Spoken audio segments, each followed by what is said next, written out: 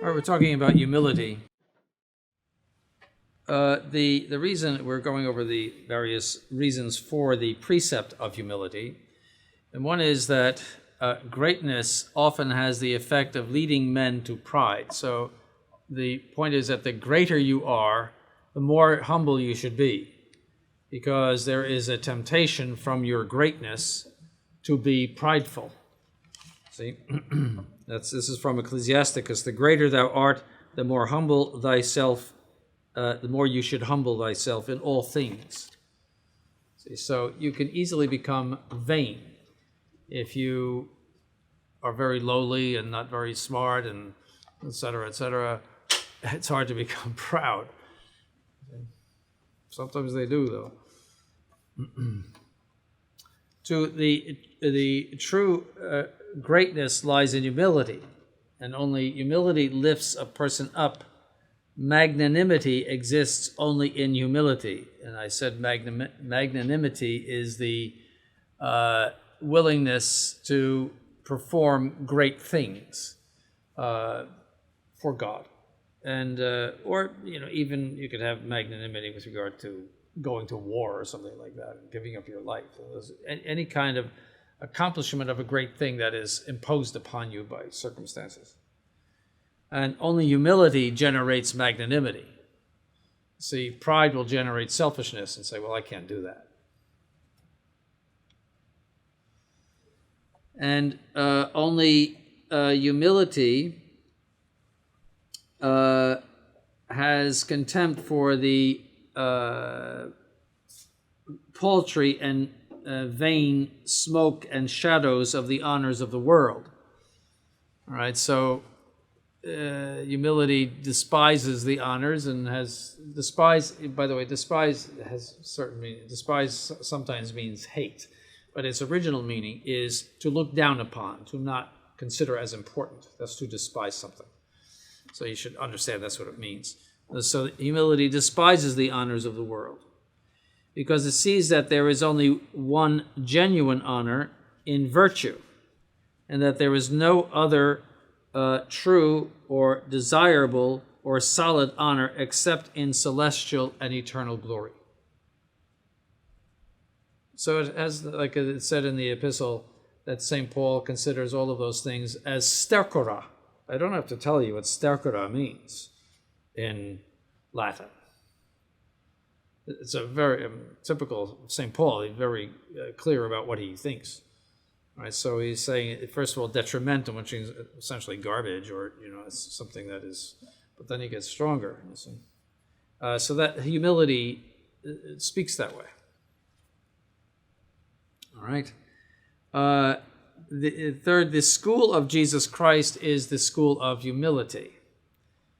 In this school, one learns both humility and charity. And fourth, according to St. Gregory, the more gifts you receive, the more you must give back. Just like the gospel says, you get a certain amount of talents and then you invest those and give them back to God. And you're rewarded for that. But if you don't give back more than you have received, then you are not rewarded.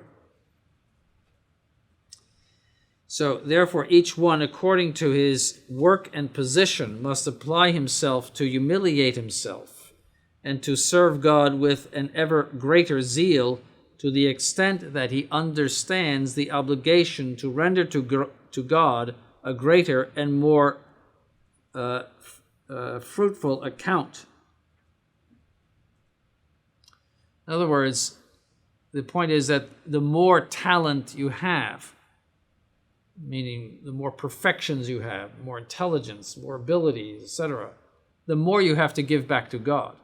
It's not something to take pride in. It is something to be fearful about, because there is more obligation upon you to give it back to God and to change it into the glory of God.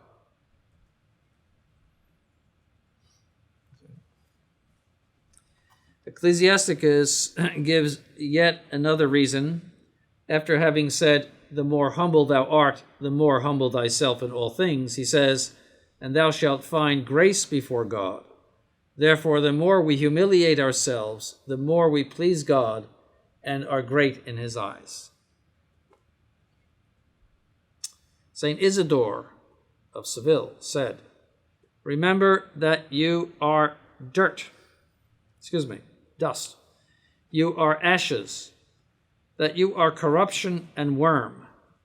And although you may be elevated to a high position, if your humility is not at the same level as your elevation, you lose everything which you are.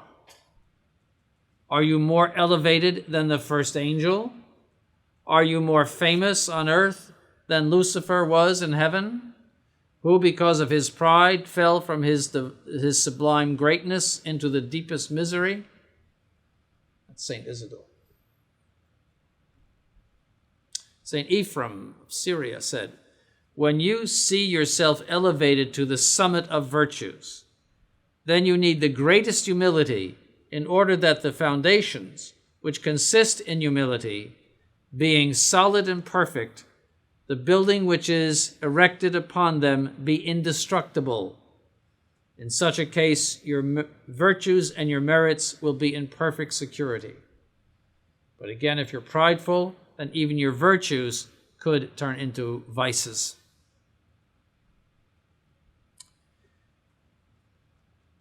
Another reason to humiliate yourself is that the perfection of the other virtues rests in the perfection of humility.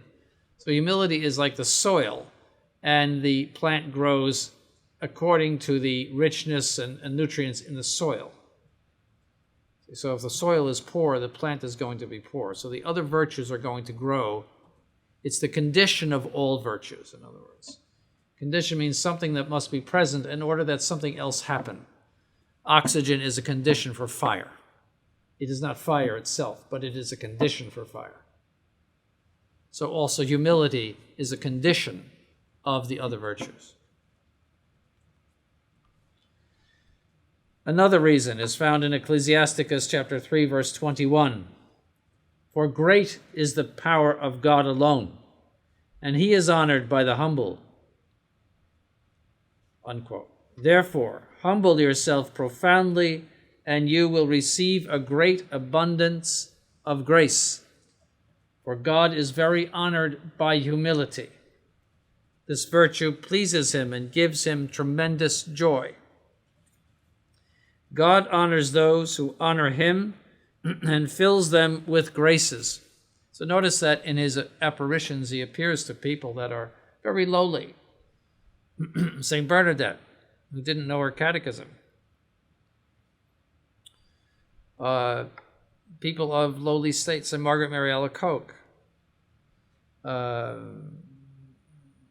Children at Fatima, the children at La Salette. People in a lowly state. Generally, it's not made to kings.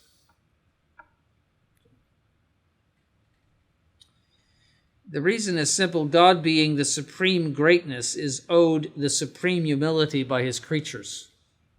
So, in a sense, the mirror image of God in the creature is humility, not greatness. As he is great, then the greater he is, the more humble we are.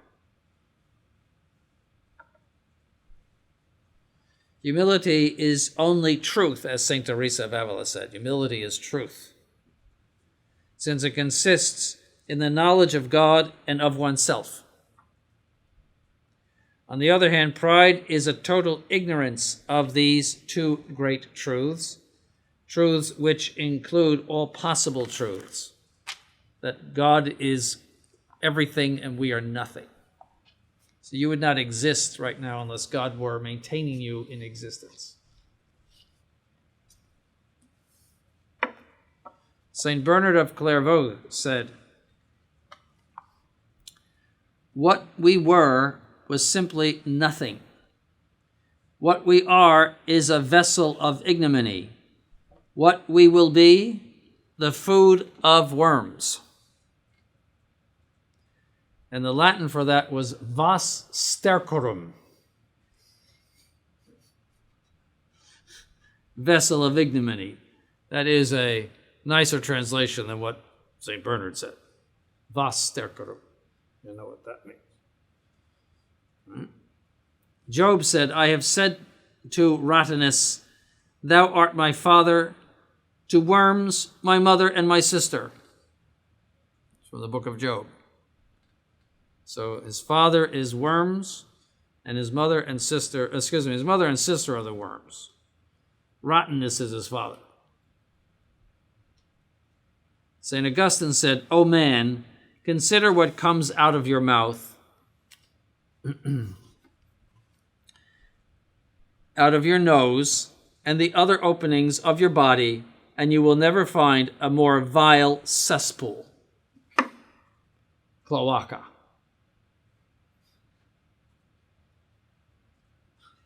Very, very explicit.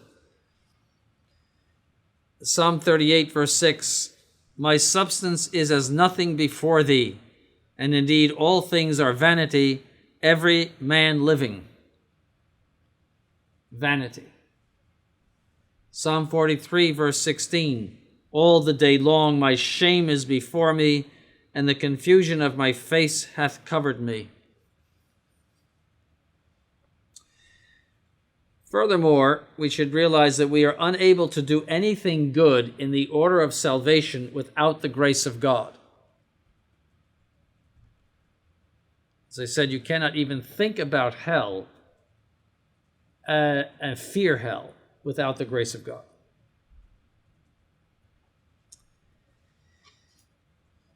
And that's what our Lord said when he meant, "Without me, you can do nothing." And even from the natural point of view, God is in every cause. I don't know if you know that there's a general physical causality. He has to be, just as if you had dominoes, somebody has to push the first one, and that first push is in all of the other dominoes falling. So there is a participation of God, even in the natural order, in all of the actions of the universe. He is causing all of them ultimately. Yes, there are proximate causes, but ultimately he's causing them. So he is think of all of the actions of the universe. Every single big thing, every single little thing. Ants crawling. He's in that. In other words, they do not escape his causality. Bacteria.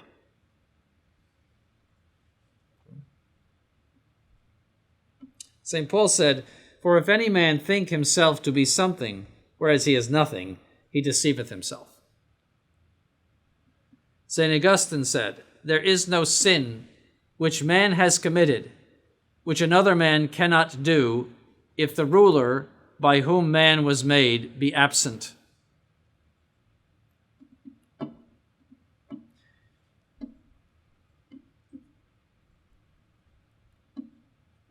St. Jerome said, "He who knows that he is only ashes and that soon he will be reduced to dust will never be prideful.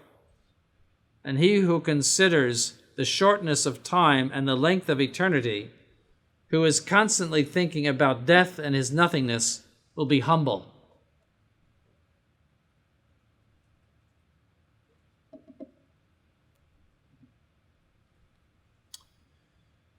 Proverbs chapter 20, verse 9, "Who can say, my heart is clean, I am pure of sin?"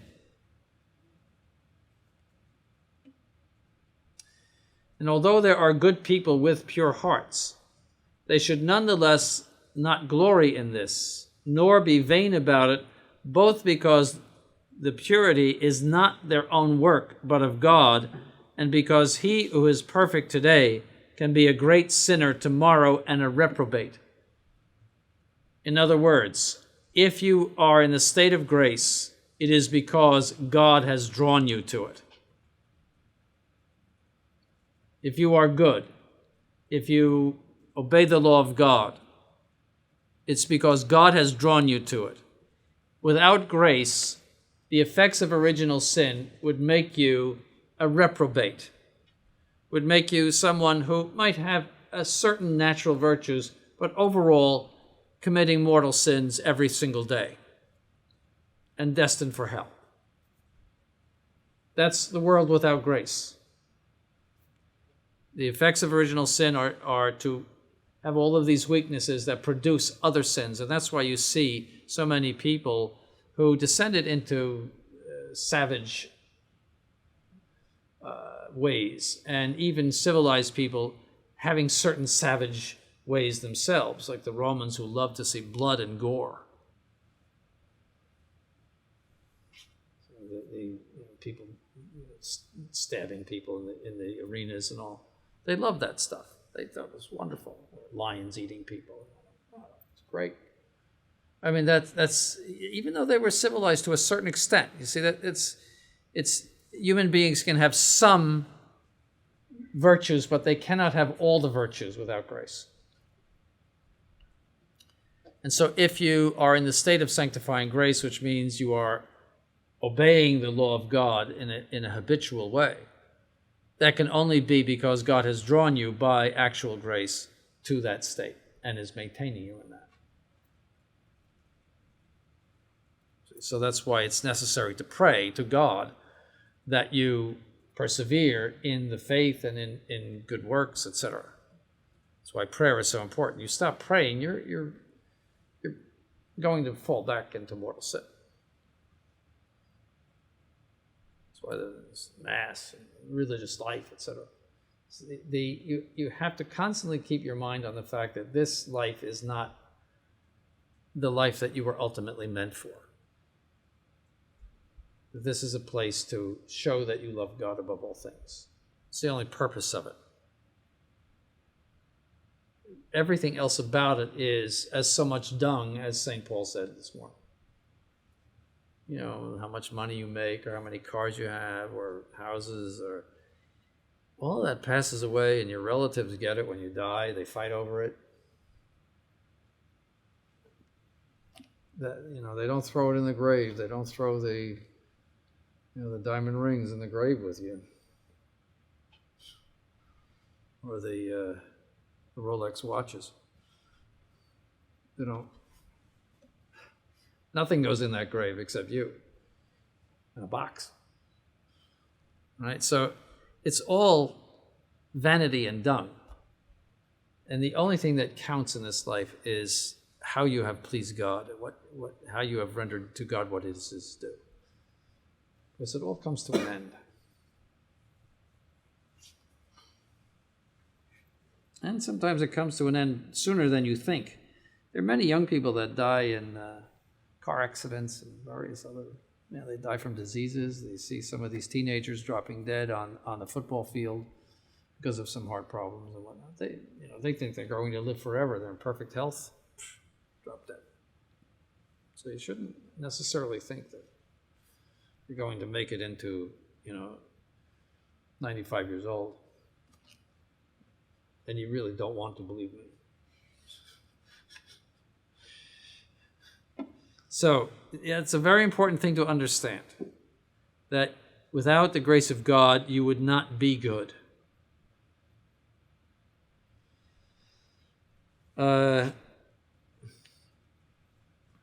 So, St. John Chrysostom said, although a certain man may be just, be he 1,000 times just, even if he has arrived at the summit of righteousness, in such a way as to be exempt from sin, he cannot be exempt of some stain, because no matter how holy he may be, he is a man.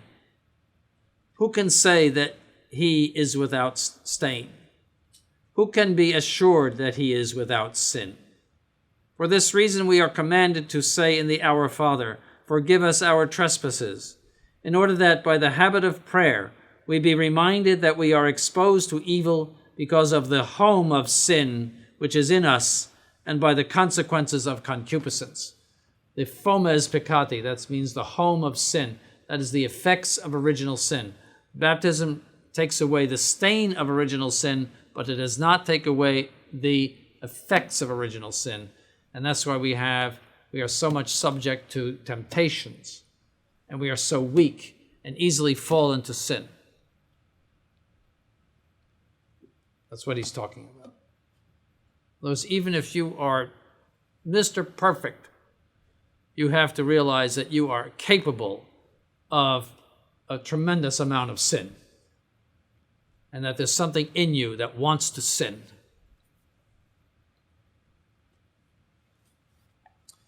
And nobody's that good. And if you are, your problem is pride. If you think you are, you've got a major problem with pride. In Ecclesiastes, not to be confused with Ecclesiasticus, it says in chapter 7, verse 21, "For there is no just man upon earth that doth good and sinneth not." See, so the only person that was completely exempt from sin, apart from, of course, our Lord himself, was the Blessed Virgin Mary. Everyone else committed at least venial sins. It is impossible, without a special grace, to avoid venial sin. St. Francis Borgia, out of humility, would place himself under the feet of Judas, yet more under the feet of the devils, even Lucifer. And why did he do this? Because, he said, you, meaning himself, have sinned more often and for a greater length of time than they did. Don't forget, St. Francis Borgia came from a very worldly life. He was tremendously fat. And he went to the wake of a certain Spanish princess. I forget her. I think it was Isabella, but not the Isabella of Spain, the famous one. And she looked so bad in that coffin. She was a beautiful woman. She died young. And she looked so bad in that coffin that he was just horrified. And that was the occasion of his conversion. Now, a lot of other people saw the body and were not converted. But just as St. Augustine had his occasion of conversion, so that was a grace that he received. And that was an instrument of the grace to see her in that state. So he's lamenting his previous life here. That's what he's doing. So he says, even Lucifer himself did not commit as many sins and for as long a time as I did.